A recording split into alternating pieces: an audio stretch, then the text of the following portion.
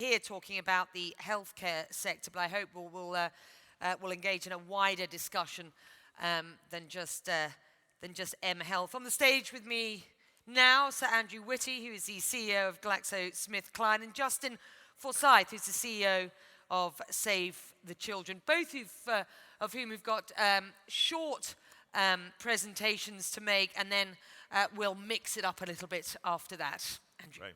Thanks very much, Becky, and good afternoon, everybody. It's a pleasure to have the opportunity to be here, and certainly grateful to Vodafone for organising this event.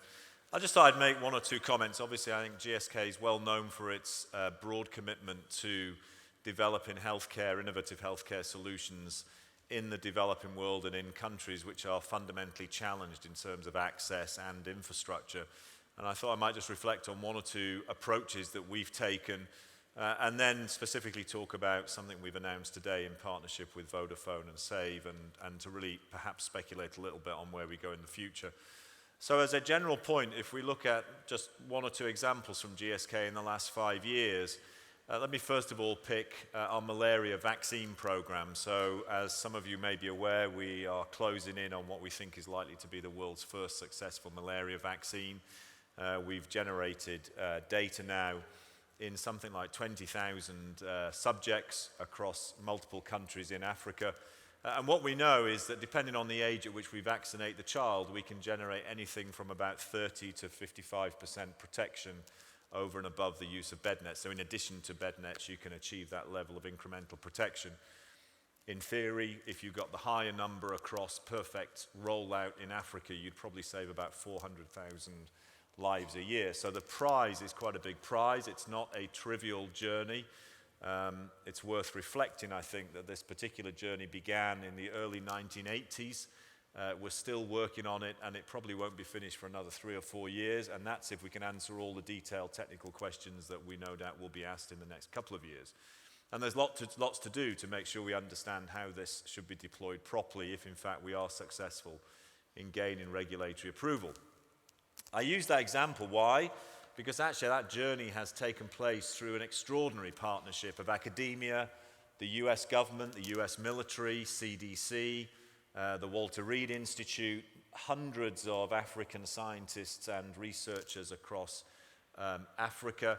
All of that has been required in combination with the willingness and the sacrifice of literally tens of thousands of individuals and families in Africa. Villages have come together to work together on progressing that over a period now in excess of 30 years.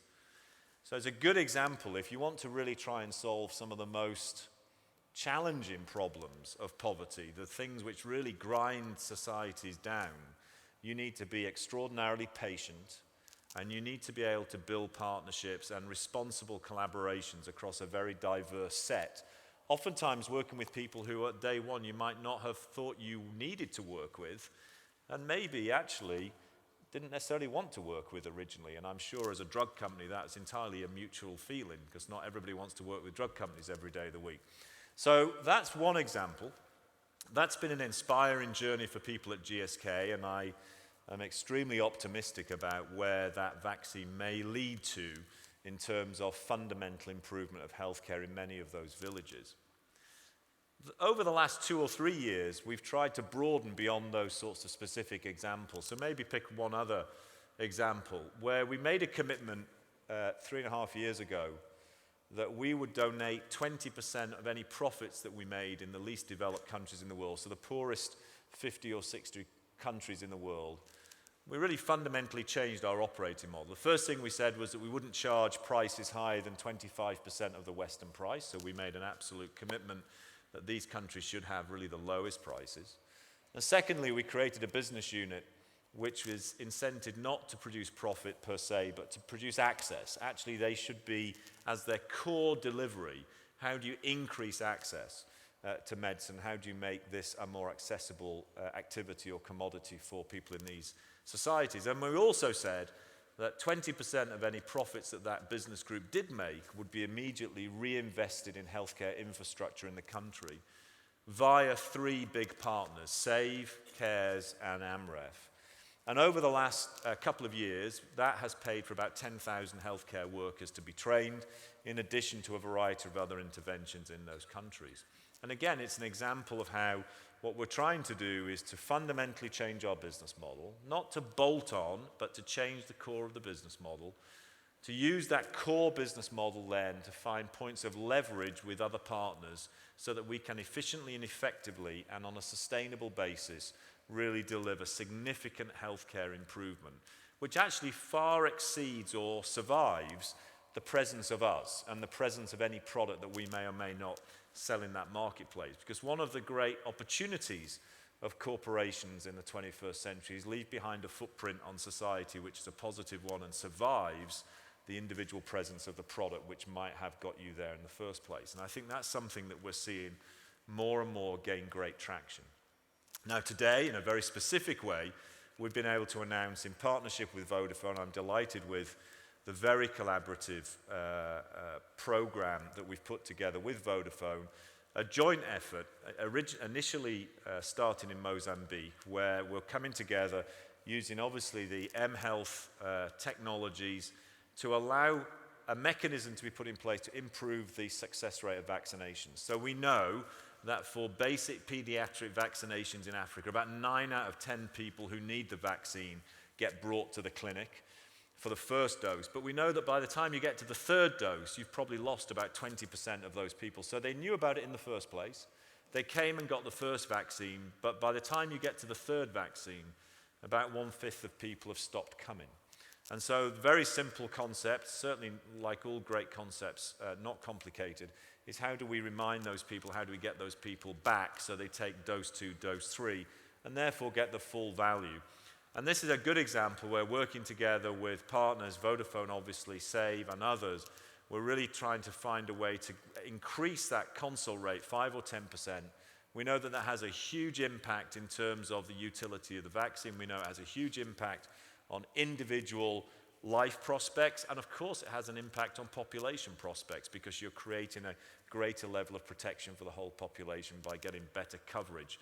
That's been a very straightforward thing to put together. I think it's an idea which, if it delivers what we both believe is both sustainable and something we can roll out across the rest of Africa if that's what makes sense. So those are just 2 or 3 examples. You know, malaria, it's a big audacious goal. 30 years ago, people thought that GSK scientists were clinically insane to even dream of vaccinating against a parasitic-borne vector. Today, we're this close away from it. And those last couple of examples are much more about how in the core business we can move forward. What we're doing at the moment is we're working with Justin and Save on how we might put together something much more groundbreaking in terms of a much larger collaboration. We're not ready to share that today, but I thought I would mention that just to whet people's appetite and to give Justin an opportunity to add from his perspective some of the steps we've made in terms of partnership, both together and obviously as independent organizations. Justin. Thank you, Andrew, and thank you, Becky. From my starting point today really is when I was thinking about coming to this excellent focus on the power of technology and mobiles for good, was to think about what the challenges that we're faced with, and it very much builds on the points that Andrew has made.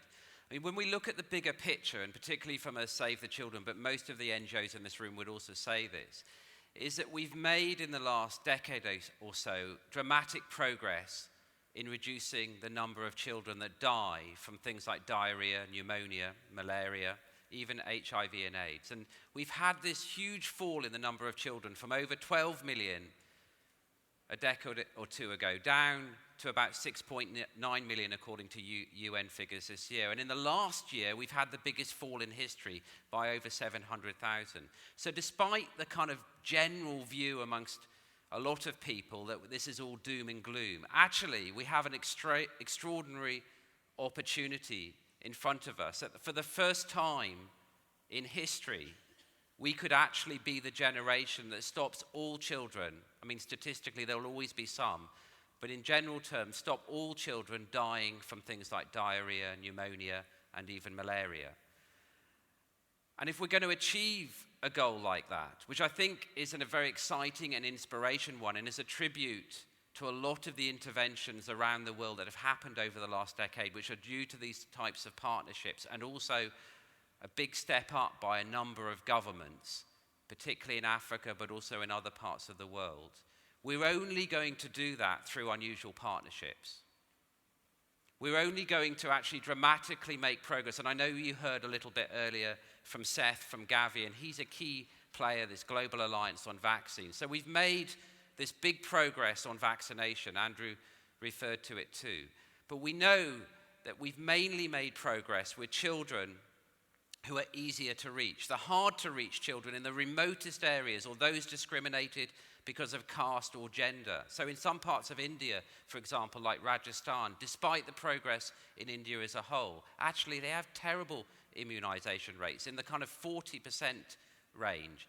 If you go to northern Nigeria, again, despite progress in the whole of Nigeria, in the north, in more remote areas, or northern Kenya, the immunization rates are very low. And where I've just been in Somalia, they're tiny in comparison with other countries that have made more progress. So the challenge to us, against that backdrop of an amazing opportunity to really end child deaths from preventable illnesses, and I'm just giving you this as one example of progress, is how do we use technology to reach the hardest to reach children? And that's where the kind of innovative partnership between Vodafone, GlaxoSmithKline, Save the Children, Gavi, I think also UNICEF are going to be part of this partnership, is how do you combine with the Ministry of Health in Mozambique, combine all of their commitment and energy in the government of Mozambique with the technology that Vodafone can provide, with the knowledge and experience in terms of vaccinations of GlaxoSmithKline, with the frontline work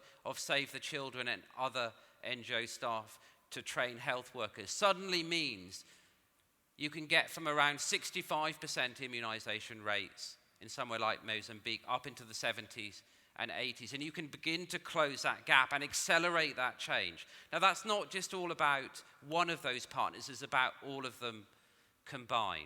Another challenge, we know despite the progress that I've mentioned, that one of the biggest areas that we've made least progress on is to do with malnutrition. So a large amount of the progress in terms of reduction of child deaths has come from tackling pneumonia, diarrhea, malaria. But the area that we've made, which accounts for about a third of child deaths, is to do with malnutrition.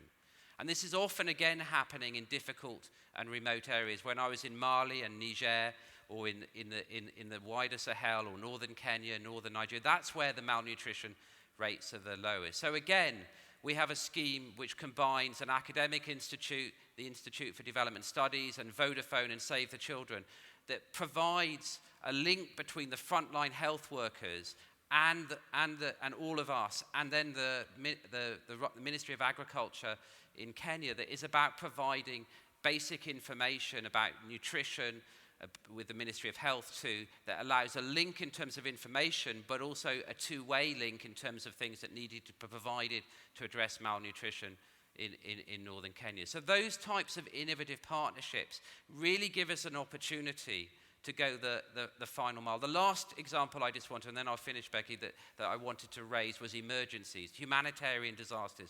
We as an organization responded to over 90 emergencies, more than at any time in our history last year.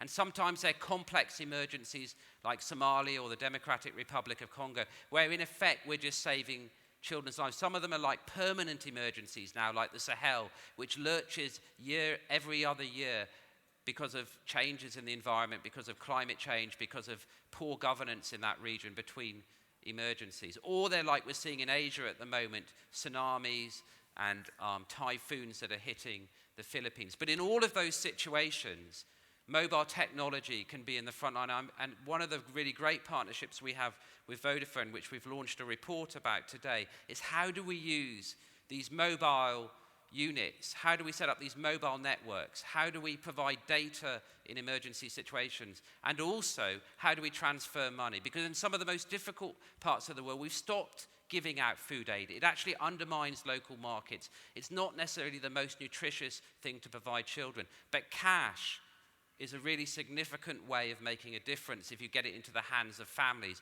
And mobiles can transfer cash, as I know you've heard earlier with the M-Pesa and other examples. So even into areas in south central Somalia controlled by Al-Shabaab, you can reach families through mobile technology. So these opens up enormous opportunities, all of them only achievable through these partnerships. If we were rating you on a report card today, Andrew, how would you rate yourself? Where are we, and how much further have we got to go, specifically when we talk about building partnerships, but the wider sort of mobile for good world?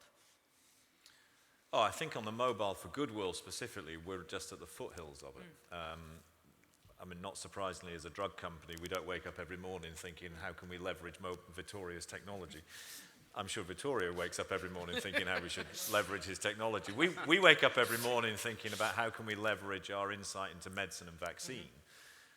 I think what we're beginning to see, and where I think the huge opportunity is you're beginning to see large corporates take a much more fundamental business model approach to the challenges of Africa and healthcare. And I mean, it's not just healthcare, but it's healthcare because healthcare is a clear capacity builder for Africa. And I think you're gradually beginning to see a number of very big corporations who actually have very different skill sets to offer start to treat this as a much more fundamental question. And then, surprise, surprise, realize actually if they work together at certain key points, you can really leverage things very successfully. So my view is that this is a kind of natural, sensible, thank goodness, evolution, totally logical, but we're still in the foothills of it. And what would be exciting, I think, is to think forward a decade and how much could be achieved if we saw, I don't know, 5 or 6 other industrial sectors come to play, 10 or more corporates come to play, and people really start to leverage in the way that you're beginning to see companies like Vodafone get engaged in the way companies like Coke, similarly.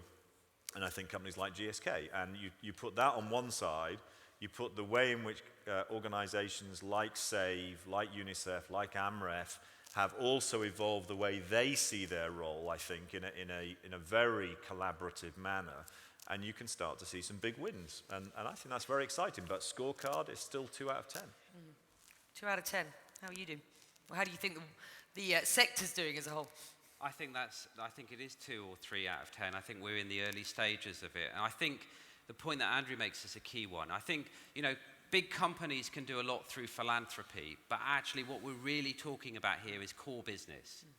It's not about just, inventing new things and then giving away money. It is partly that, but it's also about making it part of the heart of the business. The really amazing thing about GlaxoSmithKline, and I can say this, and Andrew knows this, I used to pick at GlaxoSmithKline, when they were on the wrong side of this debate in South Africa, when they put Nelson Mandela in the dock to do with HIV, AIDS and treatment. I know, and one of the reasons I think I can say why I think GlaxoSmithKline is a world leader now in finding solutions to this problem, because I think they have come, thanks to Andrew's leadership, on an enormous step forward. And the same with Vodafone, with Vittorio, same actually with Paul Polman at Unilever. And all of those companies and some of the others that Andrew's mentioned are doing it through core business, because we do want the money sometimes as NGOs, let's be honest about that. But the really critical thing is to do transformative things to do with their core business, also the customers and the employees. And I think all of these partnerships we've talked about have that power of changing the world for good because they are linked to that core business. We talked about inertia being